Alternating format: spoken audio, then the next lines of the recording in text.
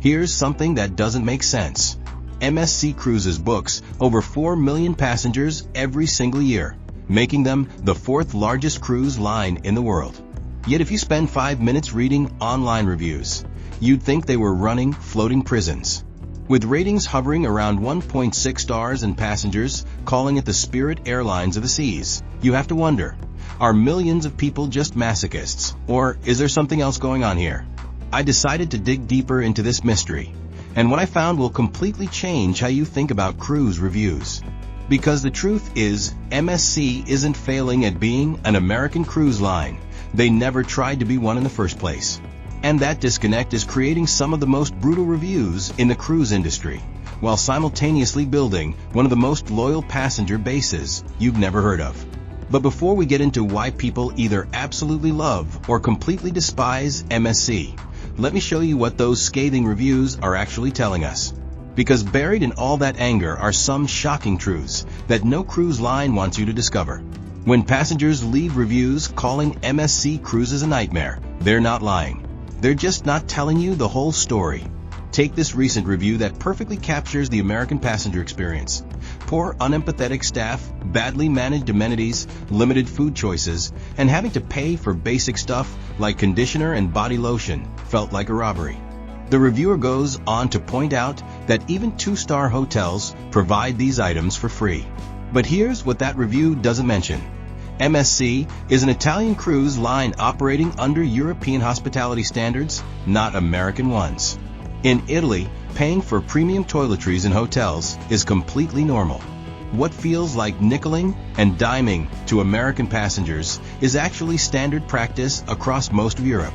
The disconnect happens because MSC markets heavily to American cruisers without properly setting expectations about these cultural differences. The real kicker? Many of these same reviewers who trash MSC's service style would probably love it if they encountered it at a boutique hotel in Rome. It's the same service philosophy, just transported to the middle of the ocean where Americans expect the all-inclusive, over-the-top hospitality they're used to from Royal Caribbean or Carnival. And this cultural clash gets even more interesting when you look at what's actually driving people crazy. Because the complaints aren't random. They follow a very specific pattern that reveals something much bigger about how cruise lines are evolving. Here's where MSC's European approach really catches American passengers off guard. That advertised cruise price? It's just the beginning. MSC operates on what I call the airline model. You pay for the basics, then everything else costs extra. And I mean everything. Want water? Unless you buy a beverage package, you'll pay for every single bottle. This isn't some sneaky cash grab.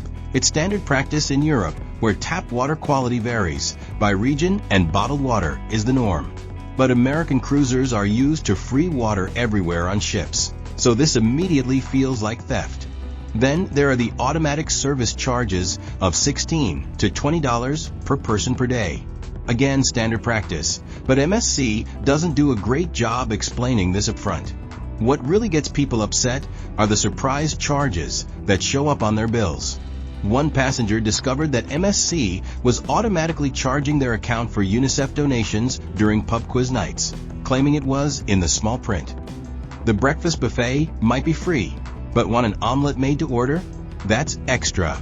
Pool deck loungers? Free. Premium poolside loungers in a quieter section?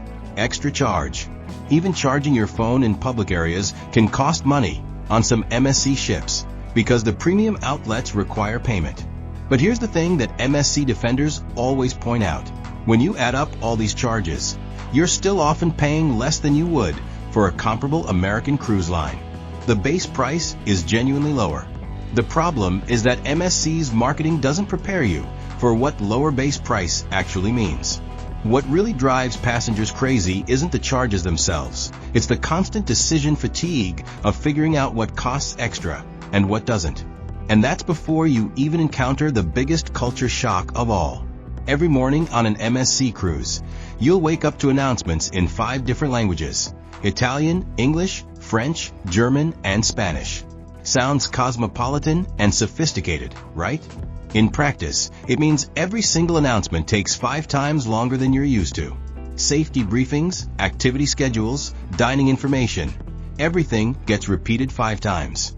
For Americans used to rapid-fire cruise directors rattling off the day's activities in 30 seconds. Listening to 5 minutes of multilingual announcements feels like torture, especially when you're trying to figure out if the pool deck barbecue is happening or if it was canceled due to weather. But this is where the cultural divide becomes really obvious. European passengers often speak multiple languages and appreciate being addressed in their native tongue. They see this as sophisticated international hospitality. American passengers increasingly see it as inefficient and annoying, especially when they're trying to relax on vacation. The staff situation creates even more frustration. MSC Cruises are incredibly international, more so than most cruise lines. You might have an Italian maitre d', a Filipino room steward, a Romanian bartender, and a Croatian deck officer all in one day. The service style varies dramatically depending on who you're dealing with, and miscommunications are common. What Americans interpret as poor service is often just different service. Europeans are used to more formal, less chatty interactions with service staff.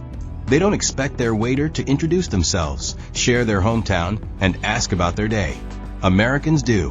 When that doesn't happen, they feel ignored or unwelcome. The irony is that MSC's crew often works harder than crews on American ships. They just express that effort differently. Which brings us to the most controversial topic of all, the food. Nothing divides MSC passengers like the food. You'll find reviews calling it inedible garbage, right next to reviews praising it as authentic European cuisine. Both groups are eating the exact same food, so what's going on? MSC's main dining room serves European-style cuisine with an emphasis on fresh ingredients and lighter preparations. If you're expecting the heavy, rich, oversized portions typical of American cruise dining, you're going to be disappointed. An MSC pasta course is meant to be one part of a multi-course meal, not a massive plate that could feed a family. The buffet is where things get really interesting. MSC stocks their buffets with items that appeal to their diverse international passenger base. That means you'll find genuine Italian pasta stations, German wursts, French pastries, and British-style beans and toast all in the same buffet line. For Europeans traveling together, this variety is fantastic. For Americans expecting familiar comfort foods, it can feel weird and unsatisfying. But here's what the negative food reviews almost never mention. MSC's specialty restaurants are genuinely excellent. Their steakhouse rivals anything you'll find at sea, and their Italian restaurants serve some of the most authentic food you can get on a cruise ship. The problem is that these restaurants cost extra, and American passengers are used to having high-quality specialty dining included in their cruise fare on other lines. The breakfast situation perfectly illustrates this divide. Europeans are used to lighter breakfasts, pastries, coffee, maybe some meat and cheese. Americans want pancakes, bacon, hash browns, and endless coffee refills. MSC serves European-style breakfast and charges extra for American-style cooked breakfasts. Neither approach is wrong, but the expectations mismatch creates massive frustration.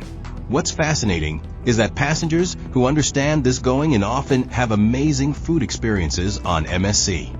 They treat it like eating their way through Europe and discover cuisine they never would have tried otherwise.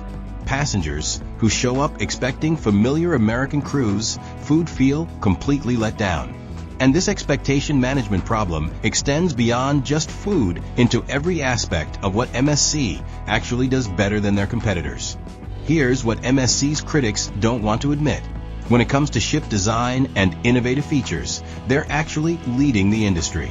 While American cruise lines are still building ships that feel like floating hotels, MSC is creating floating cities with some of the most impressive engineering you'll see anywhere. Their newest ships featured genuine technological marvels. We're talking about robotic bartenders that can make perfect cocktails, virtual reality experiences that rival anything on land, and water parks that put most resort pools to shame. The MSC Seascape has an actual Robotron, a mechanical arm that spins you in every direction imaginable while you're strapped into a seat. No other cruise line has anything like it. The ship layouts are also genuinely impressive. MSC designs their public spaces to feel grand and sophisticated rather than busy and overwhelming. Those crystal staircases and soaring atriums that show up in every Instagram post, they're not just for show. They create a sense of elegance that most cruise ships can't match. Their private island, Ocean Cay, is rapidly becoming one of the best private destinations in the Caribbean. While other cruise lines' private islands feel like commercialized beaches with some activities thrown together, Ocean Cay feels like an actual tropical paradise with sophisticated amenities and beautiful natural spaces. But here's what really sets MSC apart. Their loyalty program creates some of the most devoted cruise passengers you'll ever meet. Once passengers figure out MSC's system and adjust their expectations, they often become absolutely fanatical about the line. They'll sail MSC exclusively and can't understand why anyone would choose a different cruise line. These loyal passengers have learned to work within MSC's system instead of fighting against it.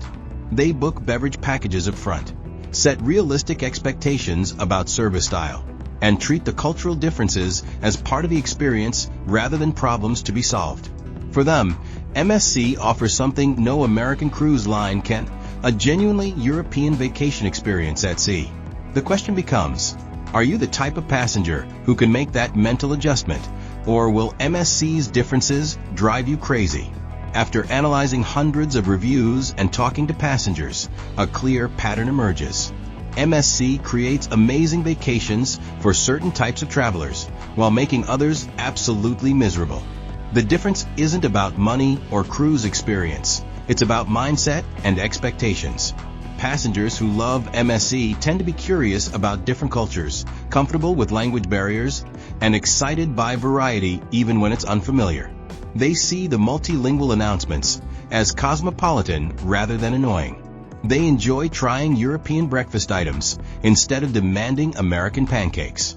They appreciate that their room steward might be less chatty, but more efficient than they're used to. These passengers also tend to do their research beforehand. They understand that MSC operates differently and prepare accordingly. They budget for extras like beverage packages and specialty dining. They pack their own basic toiletries instead of expecting them to be provided. Most importantly, they frame the differences as part of the adventure rather than service failures. The passengers who hate MSC are usually those who book it thinking they're getting a discount version of a Royal Caribbean or Carnival cruise. They want familiar food over the top entertainment and staff who treat them like long-lost friends. When MSC delivers something different, they feel betrayed rather than pleasantly surprised. First-time cruisers often struggle with MSC because they don't have other cruise experiences to compare it to. They assume all cruise lines work the same way and get frustrated when MSC doesn't meet expectations they didn't even know they had. Interestingly, passengers who have cruised extensively with American lines sometimes love MSC precisely because it's different. They're tired of the same entertainment shows, the same buffet layouts, and the same over-the-top service style. For them, MSC feels refreshing and sophisticated. But there's one group that consistently struggles with MSC regardless of their mindset: passengers who prefer predictability and clear communication. If you're someone who wants to know exactly what to expect and hate feeling confused or uncertain, MSC's cultural complexity can be genuinely stressful. Here's the truth nobody wants to tell you: MSC isn't better or worse than American cruise lines. They're just fundamentally different. And that difference creates either amazing vacations or terrible ones, depending on what you're looking for. If you book MSC expecting a discount Royal Caribbean experience, you'll probably be disappointed. The service style is different, the food is different, the entertainment is different, and the whole cultural approach is different. Fighting against those differences instead of embracing them will make your cruise miserable. But if you approach MSC as an opportunity to experience European hospitality at sea, you might discover something amazing. Their ships are genuinely beautiful, their private island is spectacular, and their food, when you understand what they're trying to achieve, can be excellent. The value proposition is real if you're willing to adapt to their way of doing things. The key is honest self-assessment. Are you someone who enjoys cultural differences and sees them as part of the adventure? Do you prefer trying new foods over sticking with familiar favorites? Are you comfortable with some language barriers and willing to be patient when communication isn't perfect? If so, MSC might give you one of the best cruise vacations of your life. But if you prefer consistency, familiar flavors, and service that anticipates your needs without you having to ask, you'll probably be happier on an American cruise line. There's nothing wrong with knowing what you like and choosing accordingly. The real problem isn't MSC's approach to cruising. It's the expectation mismatch created by marketing that doesn't prepare passengers for what they're actually buying. MSC markets to American passengers using American cruise industry language, but delivers a European cruise experience. That disconnect is what creates those brutal reviews. For passengers willing to do their research and adjust their expectations, MSC offers something genuinely unique in the cruise industry. For everyone else, it's probably worth spending a little more to cruise with a line that matches your cultural preferences. Either choice can be the right one, as long as you make it with your eyes wide open.